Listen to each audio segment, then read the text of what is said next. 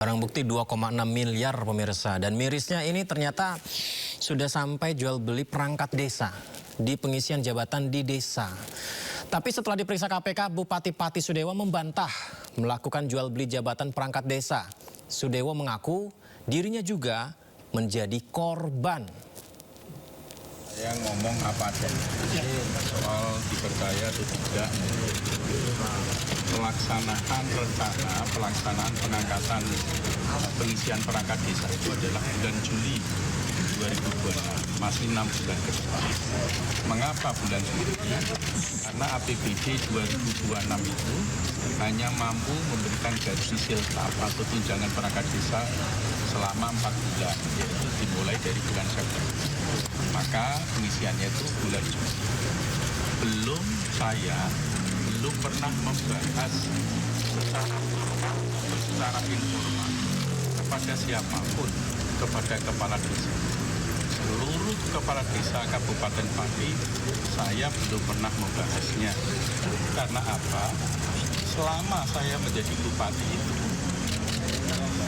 pada pengangkatan pejabat di lingkungan pemerintah Kabupaten Pati, baik eselon 3 maupun eselon 2 yang ratusan orang, termasuk pejabat di rumah sakit umum daerah dan BUMN, tidak ada satupun yang transaksional. Saya tidak menerima imbalan apapun. Konkretnya Pak Dewo, ada angka 125 ke 225 itu angka dari Anda perintah? Enggak, sama sekali. Jadi Bapak dikorbankan atau di... Saya menganggap saya ini dikorbankan. Saya betul-betul tidak mengetahui sama sekali. Betul-betul tidak mengetahui, saya juga menjadi korban selama jadi bupati, tidak ada pengangkatan satupun yang transaksional. Ya, kita menunggu lebih lengkap lagi seperti apa dari KPK setelah konvers mengenai OTT mereka kemarin ya, di mana sebelumnya KPK menangkap Bupati Pati Sudewo dalam operasi tangkap tangan di Pati, Jawa Tengah, pemirsa. Jadi Bupati Sudewo ditangkap di Pati, Jawa Tengah dalam OTT KPK, dan menurut KPK, Sudewo telah diperiksa secara intensif di Polres Kudus. Hingga saat ini KPK belum memberikan keterangan lanjutan terkait penangkapan Bupati Sudewo termasuk kasus yang menjerat dirinya. Sebelumnya Bupati Sudewo didemo ribuan warga Pati ya, seperti yang kita tahu beberapa bulan yang lalu didemo warga Pati akibat menaikkan PBB hingga 250%. Dan yang kita duga sebelum penjelasan KPK ini adalah dugaan pemeriksaan proyek pembangunan jalur kereta api, tapi ternyata tentang jual beli jabatan di desa. Ya, ini juga yang masih akan kami sampaikan nanti ya, terkait dengan peristiwa tertangkap tangan di wilayah Pati ini, terkait dengan perkaranya apa, konstruksinya seperti apa, pihak-pihak yang diamankan siapa saja, itu nanti kami akan sampaikan. Miris ya kalau itu terbukti, bagaimana harusnya melayani masyarakat di pedesaan, tapi ternyata ada jual beli seperti itu.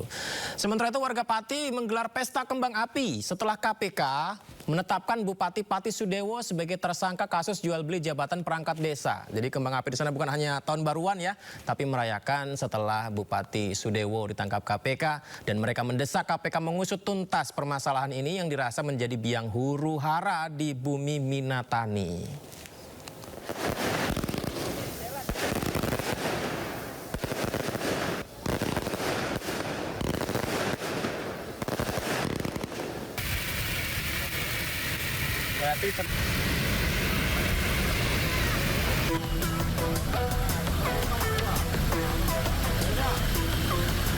Kasus operasi tangkap tangan yang dilakukan oleh KPK kepada Bupati Pati Sudewo mendapat perhatian dan dukungan dari masyarakat Pati yang tergabung dalam Aliansi Masyarakat Pati Bersatu atau APMPB.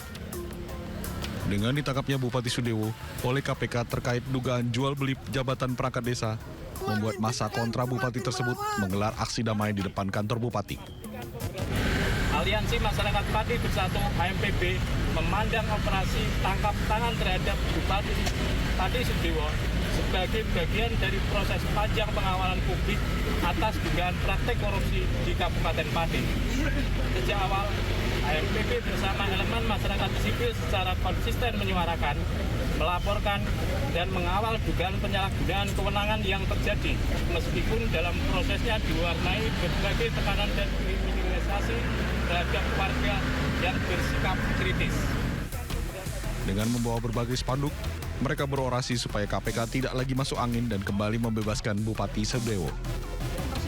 Massa juga meminta KPK bisa bekerja secara profesional dan transparan, serta menindak semua orang yang terlibat dalam dugaan tindak pidana tersebut.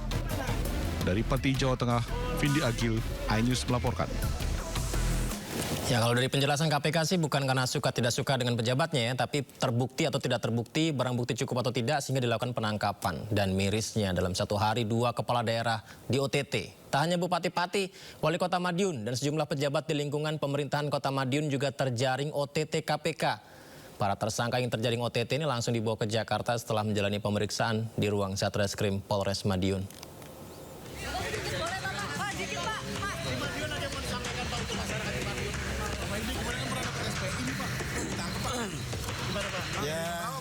Para tersangka yang terjerat OTT di lingkungan pemerintah Kota Madiun tiba di gedung KPK Jakarta pada Senin malam.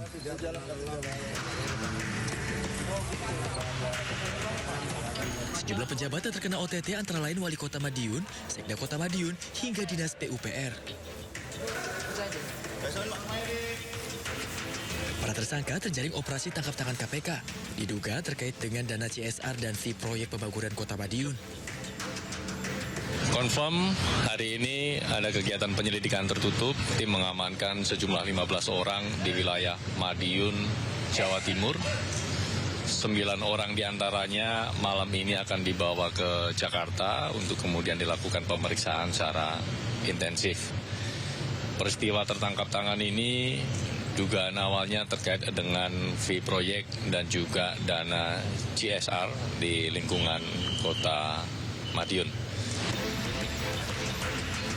Sebelum dibawa ke Jakarta, para tersangka menjalani pemeriksaan awal di ruang Satreskrim Polres Madiun usai terkena OTT KPK. Tak sepatah kata pun keluar dari para pejabat yang diperiksa tersebut.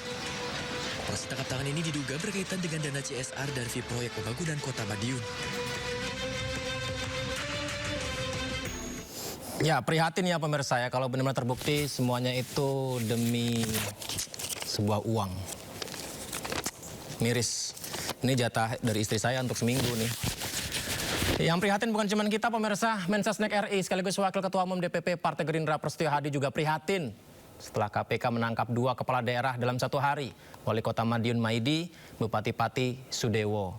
Yang mengingatkan komitmen tegas Presiden Prabowo dalam memberantas korupsi kepada seluruh jajaran. Tentunya kita prihatin ya, kembali terjadi operasi tangkap tangan lakukan izin kepala daerah dan betul-betul masalah korupsi ini menjadi sesuatu yang kerjaan rumah yang sangat besar ini bersama-sama kita perangi. Berkali-kali juga dalam berbagai forum Bapak Presiden terus mengingatkan hal tersebut. Kita tinggalkan dulu OTT KPK. Pemirsa, kita informasi berikutnya. Roy Suryo Ces hari ini mendatangi Komnas HAM mengadukan dugaan pelanggaran HAM dalam penanganan kasus ijazah Jokowi. 3 tersangka dalam kasus tudingan ijazah palsu Jokowi yakni Roy Suryo, Rismon Sianipar, Dr. Tifa bersama kuasa hukum mereka Refli Harun mengadukan prosedur hukum yang dinilai bermasalah. Akhirnya diadukan juga ya. Mereka menilai kasus ijazah Jokowi tidak layak ditindaklanjuti dalam tahap apapun. Roy Suryo CS juga mengadukan substansi pasal-pasal yang dinilai tidak layak untuk dikenakan dalam kasus ini. Yang termasuk yang di-highlight adalah ketika status kami naik menjadi tersangka, kemudian kami kena cekal, kemudian kami kena wajib lapor. Itu adalah pelanggaran hak asasi manusia yang luar biasa berat. Ya, dan kami tadi menyampaikan bahwa ini buktinya, kalau kami itu ketika melakukan penelitian, itu adalah resmi diminta oleh TPUA waktu itu, selaku saksi. Ya, selaku ahli. Dan saksi atau ahli itu berdasarkan Undang-Undang Perlindungan Saksi dan Korban itu memang tidak boleh ditersangkakan gitu, apalagi dilakukan pelanggaran hak asasi manusia seperti kami. Tapi yang paling penting hari ini yang ingin saya sampaikan, dan ini sama sekali baru ya, tolong di highlight adalah tadi Komnas HAM memastikan dari 2 gelar perkara yang diselenggarakan, baik di Mabes Polri maupun di Polda Metro Jaya, semuanya mencatut nama Komnas HAM. Sekali lagi saya ulangi, semuanya mencatut nama Komnas HAM. Komnas HAM tidak menyatakan atau tidak hadir, bahkan tidak setuju dengan keputusan itu.